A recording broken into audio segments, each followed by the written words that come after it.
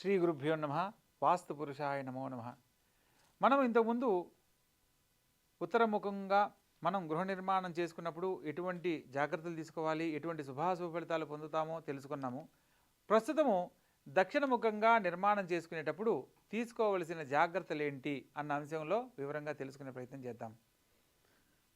ఇప్పుడు మనం దక్షిణముఖంగా గృహ నిర్మాణాన్ని చేసుకునేటప్పుడు ఎటువంటి జాగ్రత్తలు తీసుకోవాలి? చాలామందికి ఏంటంటే దక్షిణముఖంగా నిర్మాణం తీసుకోవాలన్నా భయపడుతూ ఉంటారు. ఎందుకంటే తూర్పు కానీ ఉత్తరం కానీ అయినప్పుడు ఏమవుతుంది, తూర్పు ఆగ్నేయంలో వంటగది వస్తుంది. ఉదాహరణకు మీకు చూపిస్తాను చూడండి. తూర్పు, ఉత్తరము, పడమర ఇలా ఉందనుకోండి. తూర్పు ముఖంగా వాటికి తూర్పు ఈశాన్యంలో మనం ప్రధాన గుమ్మాన్ని లేదా ఉత్తర ఈశాన్యంలో ప్రధాన గుమ్మాన్ని పెట్టినప్పుడు ఈడ ఆగ్నేయం వంట, నైరుతి పంట, వాయువ్యం పాయికానాలు, టాయిలెట్స్, చిల్డ్రన్స్ బెడ్రూమ్స్ వస్తాయి. ఈశాన్యం ఖాళీ అనమాట. సో వాస్తుకు అనుకూలంగా వస్తుంది. దక్షిణముఖంగా నిర్మాణం చేసేటప్పుడు ప్రధానంగా ఏంటి, దక్షిణ ఆగ్నేయంలో మనం ప్రధాన గుమ్మాన్ని ఏర్పాటు చేస్తే ఇక్కడ వంటగది దగ్గర గేటు పెట్టుకోవాల్సి వస్తుంది, మెయిన్ ఎంట్రన్స్.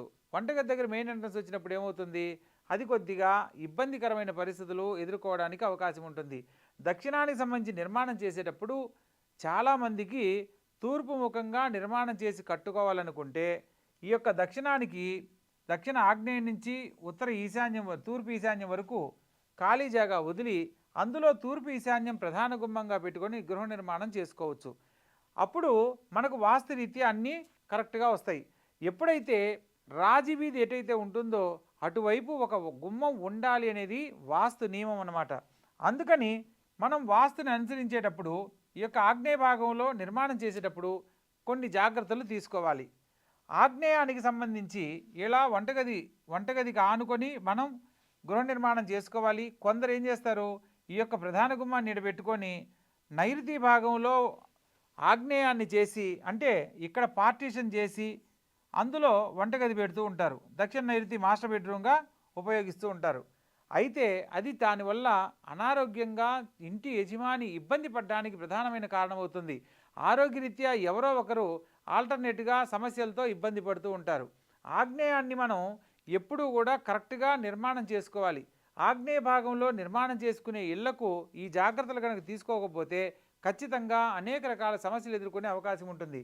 ఇక్కడ స్థలం కొలతలు కూడా సమానంగా ఉండాలి. ఇక్కడ దక్షిణ ఆగ్నేయం పెరగడమో లేదా ఆపోజిట్ డైరెక్షన్లో దక్షిణ నైరుతి పెరగడమో లాంటివి అస్సలు ఉండకూడదు. వీటి వల్ల అనేక రకాల ఆర్థికపరమైన సమస్యలు ఎదుర్కొంటూ ఉంటారు. కుటుంబంలో కొన్ని కలతలు ఉంటాయి. స్త్రీ మానసికంగా సఫర్ అవుతూ ఉంటుంది. సో అటువంటి సందర్భాల్లో మనం ఈ యొక్క వాస్తురీత్యా నిర్మాణం చేసుకునేటప్పుడు ఈ దక్షిణానికి కరెక్ట్గా మనము కొలతలను వాస్తురీత్యా అనుసరించి తీసుకోవాలి. ఇలా పెరిగిన ఇళ్లకు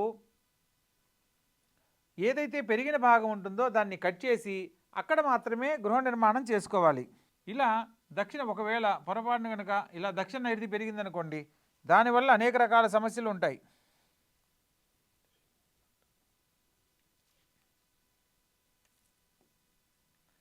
ఇలా ఒకవేళ దక్షిణ నైరుతి పెరిగిందనుకోండి, దానివల్ల కుటుంబంలో స్త్రీ మానసికంగా సఫర్ అవుతూ ఉంటుంది.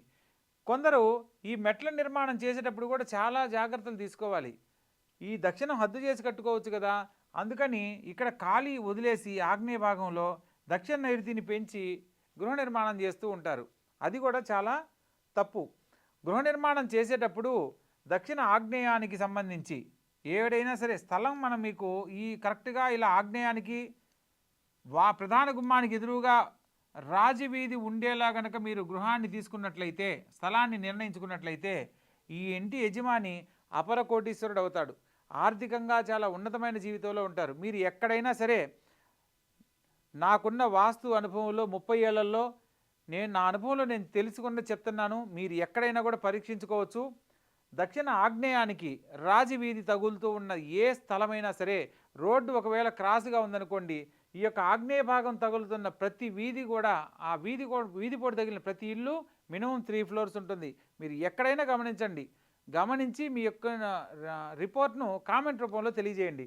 ఇక్కడ ప్రధానంగా మనం ఇలా తీసుకున్నప్పుడు ఇటువంటి ఇల్లు అందరికీ దొరకాలని లేదు. అలా దొరకనప్పుడు మనం దీన్ని కరెక్ట్గా నిర్మాణం చేసుకోవాలి.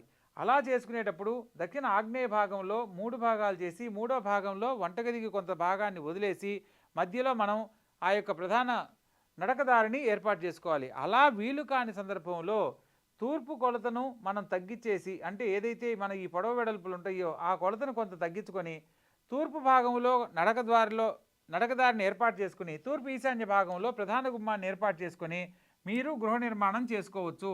అటువంటి ఇళ్లకు ఎటువంటి సమస్యలున్నా కూడా తొలగిపోతాయి. వాస్తురీత్యా ఏ దోషాలు ఆ ఇంట్లో వర్తించవు.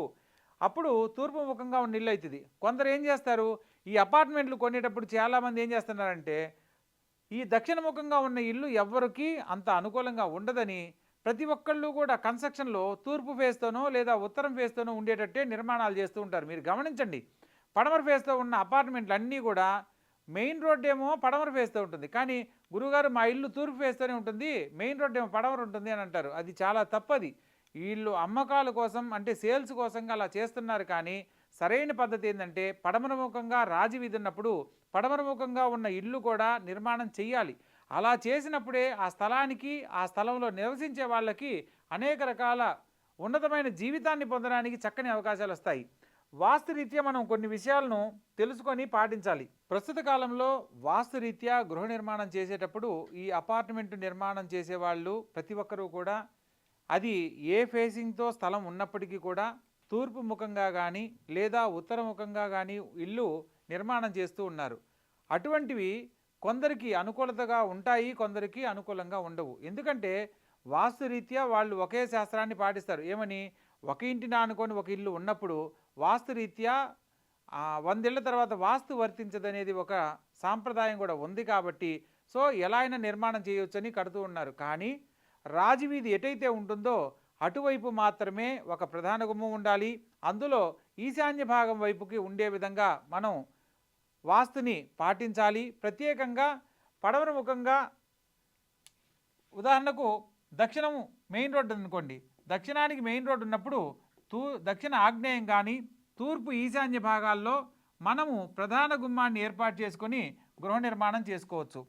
అదేవిధంగా పడమర రాజవీధి మెయిన్ రోడ్డు ఉందనుకోండి, అప్పుడు పడమర వాయువ్యం కానీ ఉత్తర ఈశాన్యం కానీ ప్రధాన గుమ్మాన్ని ఏర్పాటు చేసుకొని గృహ నిర్మాణం చేసుకోవాలి.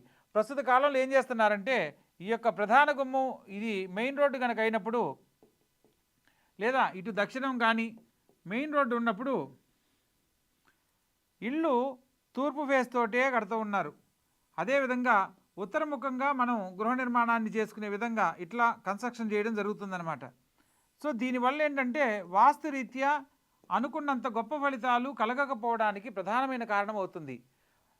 మీరు కన్స్ట్రక్షన్ చేసేటప్పుడు లేదా మీ జాతకం ప్రకారం అనుకూలమైన ఇల్లు తీసుకునేటప్పుడు రాజవీధిని కూడా గమనించడం చాలా ముఖ్యము. ఈ యొక్క విషయాన్ని తప్పనిసరిగా గుర్తించండి.